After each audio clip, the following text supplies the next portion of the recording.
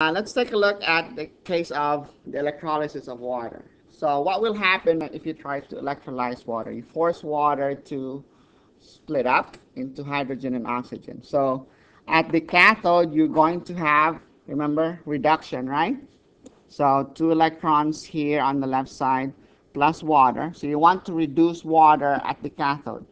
So if you did that, if you were to reduce water at the cathode, it's going to give you H2 and 2 hydroxides. Why is that? H2O, what's the 2OH2? Why is that reduction? What's the oxidation number of hydrogen in water? It's +1, right? H2 oxidation number is 0. So +1 to 0, that's a reduction.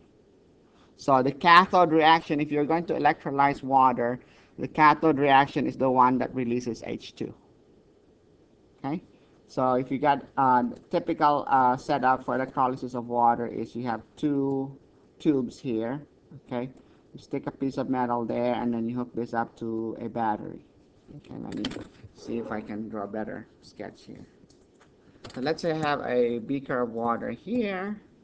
Okay, I'll have a tube over here that has, and then another tube over here. I'll hook it up to a battery. Okay, this is the positive end, the negative end of the battery. Okay, tell me, let's do a clicker question here. Where is the cathode and where is the anode? Where is the anode? Is it A or B? Where is the anode? Is it at A or B? This is an electrolytic cell, okay? Correct answer.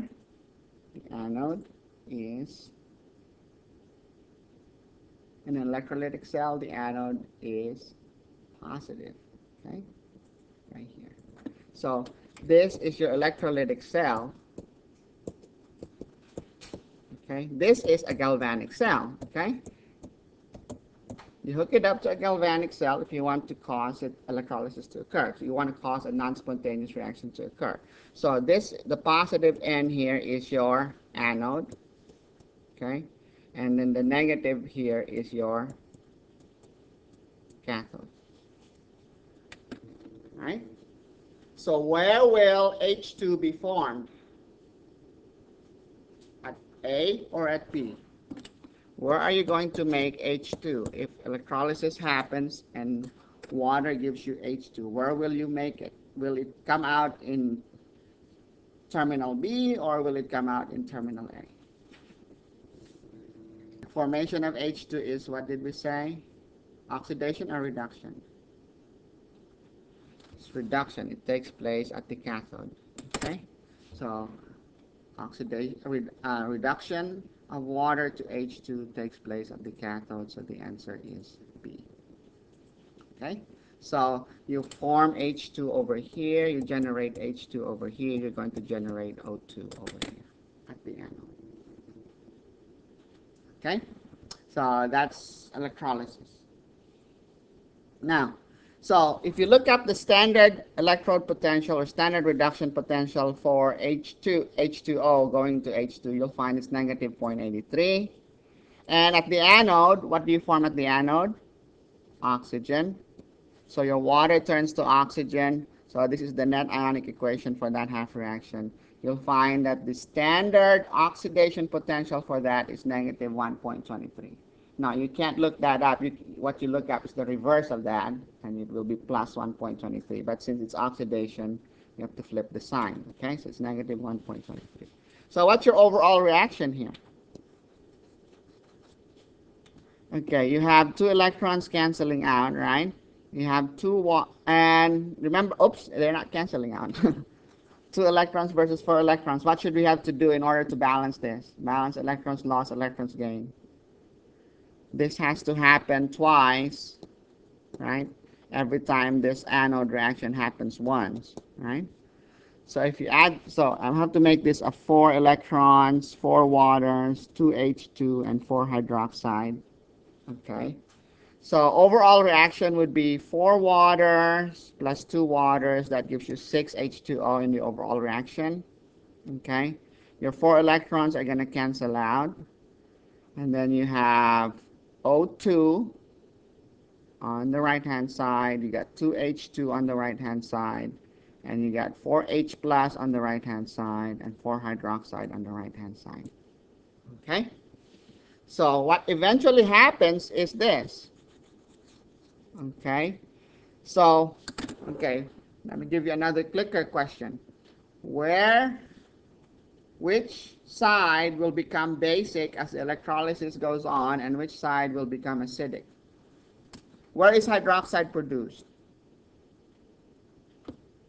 At the cathode, right? So the generation of H2 will also give you hydroxide, and this will give you H plus over here. But eventually those two will mix. What happens? H plus hydroxide will just give you water. So the overall reaction here in the electrolysis of water will just be 2H2O. So these two will eventually cancel out, right? So the overall reaction is really just 2H2O yields 2H2 plus O2. So that's the overall reaction in an electrolysis reaction. Okay, so what is our overall cell potential? If you combine these two half reactions, what do you get? E reduction plus E oxidation, 0.83 and 1.23 add up to negative 2.06 volts. That means if you want electrolysis to occur, you have to apply more than 2.06 volts. So will a AAA or a AA battery work? A AA battery gives you how much? 1.5, so it's not going to work. Two of those in series would give you a total of 3 volts. That will work. Or you can get a 9-volt battery. You can get your electrolysis to occur. Okay? So in practice, you really need more than 2.0, significantly more than 2.06 volts to cause electrolysis to occur. So this is what we call an overpotential. It's similar to activation energy. There's certain minimum energy that they need to have to get the reaction going. Okay? And it depends on what the material you're using is for your electrode and what the reaction is. And like in the case of water, you need at least an extra 1 volt there. Okay? And also, since water is a poor conductor of electricity, you need to add an electrolyte to your water in order for you to carry out your electrolysis. So pure water, you stick it in there, it's not going to work. Okay? You need some electrolyte to conduct the electricity through the water. Now, the electrolytes that you add, if you want to produce H2 and O2, you want to make sure that those electrolytes are harder to reduce or oxidize compared to water, right? Because if you put something there that is easier to reduce than water, okay, instead of water being reduced to produce H2, it's the electrolyte that will get reduced, okay? If you put something there that is easier to oxidize compared to water, instead of getting O2, that other electrolyte will get oxidized instead. All right. Now, so what kinds of electrolytes can you use? The cation from your electrolyte must have a much more negative reduction potential. It has to have a less tendency to get oxidized compared to water. So look at sodium, for example. It has an reduction potential of negative 2.71. Whereas water has a reduction potential of negative 0.83, right? So more negative reduction potential, less tendency to get reduced than water, to get reduced, right? So in this case, we say we can use sodium ions as the cations for our electrolyte. That would be a good ion to use.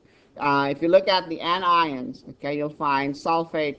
It can be your best bet is usually sulfate. Okay, this is the sulfate can turn into persulfate. Okay, and the oxidation potential of that is only negative 2.05, which is significantly less than the oxidation potential of water, which is negative 1.23. Okay, so something like maybe sodium sulfate, you put that in your solution, that would allow you to electrolyze your water. Okay.